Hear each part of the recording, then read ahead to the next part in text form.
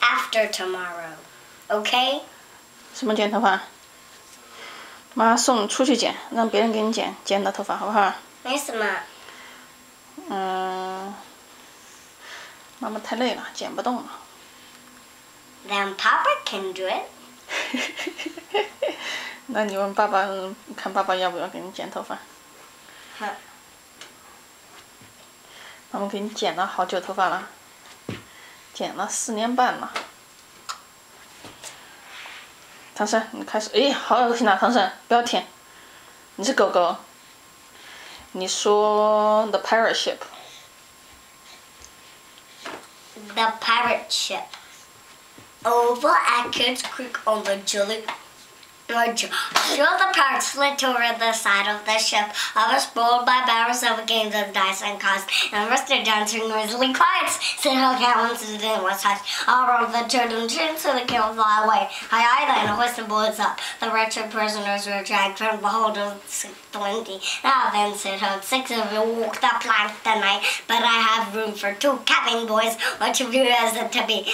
I don't think my mother would like me to be a pirate, said Tootles.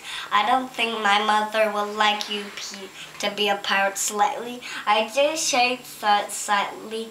Would your mother like you to be a pirate? Still the Scarborough, you boy do you never want to be a pirate?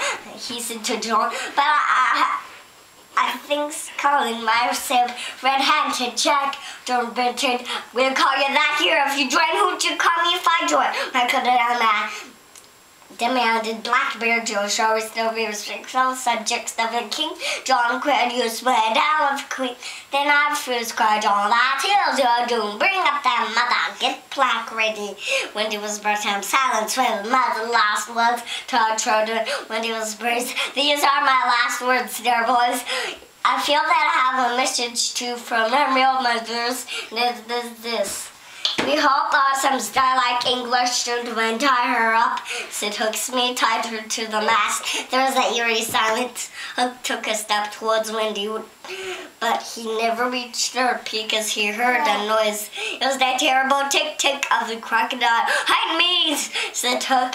The pirates got around and turned away from the thing was coming on board, but as Peter, not the crocodile, was making the ticking sound, Peter signed to the children not to burst into floats and then vanished into the cabin. It's gone, Captain, Smee said, looking up. Fetch the cat o' nine tails, Jukes, said Hook. The pirate Jukes dove confidently into the cabin. A dreadful screech wailed through the ship. Then a crowing sound, and other pirates ran into a cabin. But he talked it out moments later. Jukes is dead, he said in a melancholy voice. There's something in there, the thing you heard crowing, doodle-doo. Go and fetch me that doodle-doo, commanded Hook. The pirates went once more into the cabin, and then they all heard screech and then a crow. Hook turned to the children. You can fight the doodle-doo. The boys were pushed in the cabin.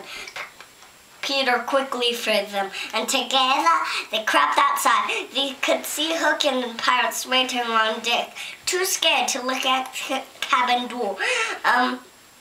Peter reached Wendy and cut her free. Then he cried, "There, boys, and at him!" In a moment, the clash of arms resounded through the ship. The pirates ran together and withered.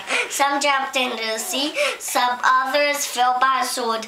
Soon only Hook remained. Put up your swords, boys. This man is mine. Who and what are you? Let him continue. Go ahead. I'm finished. You're done? Yeah. The return home. The return home, far from Leveland, back in the home for the 3 children had taken flight so long ago. Mr. and Mrs. Dowling trying to continue their lives. The only change could be seen in the night nursery was between 9 and 6. The kennel was not there. The only change could be seen in the night nursery was between 9 and 6. The kennel was not there. The only change could be seen in the night nursery. Mr. Darling felt in his bones that all the blame was his for having chained Nana up, and he decided to leave the kennel. This is the place for me, he said sadly as he crawled into it. Every morning, the kennel was carrying Mr. and Mrs. Darling in it, and he would to a taxi which took him to his office, and he returned home on the same at 6. It was the first day evening. Mr. Darling was in his kennel feeling drowsy. "Will you play me to sleep on the nursery piano?" asked Mrs. Darling, and as she crossed the day nursery had added, and shut the window. "Never ask me to do that," he said. Mr. and Mrs. Darling went to the nursery and played the piano. Soon Mr. Darling was asleep and did not stir. Peter Pan and Tinker Bell flew in. "Quick, Tink," whispered Peter. "Close the window. Now when Wendy comes, she'll think her mother has bought her out, and she'll have to come back to me." He peeked into the nursery to see who was playing. It was Wendy's mother. She was pretty lady. Her mouth is full of thimbles. He did not know the tune she was playing, but he knew it was saying, "Come back, Wendy, Wendy. You will never see Wendy again, lady." Peter cried, "Turn away, for Wendy was barred." The music stopped, and when Peter peeked in to see why, she saw Mr. Darling had 2 tears on her eyes. "She wants me to unbar the window," thought Peter, "but I won't." Mrs. Darling. Peter could see that Mr. Darling's tears were still there. "She's really fond of Wendy, but we can't both have her." But Mr. Darling could not stop her tears. "All right," Peter cried. "Come on, Tink," Peter said. "We don't want silly mothers," and he flew away. So Wendy, John, and Michael found the window open for them. But the youngest one, Michael, had already forgotten his home. "John," he said, "I think I've been here before." "Course you have, silly.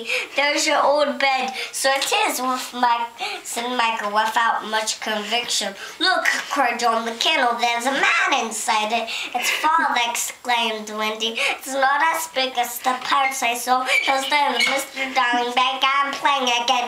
"It's mother," cried Wendy. "It's his old slipper and turbans, and Beether when she comes in. Just as if we have never been away." So when Mr. Darling went back to the night nursery, she could hardly believe her eyes.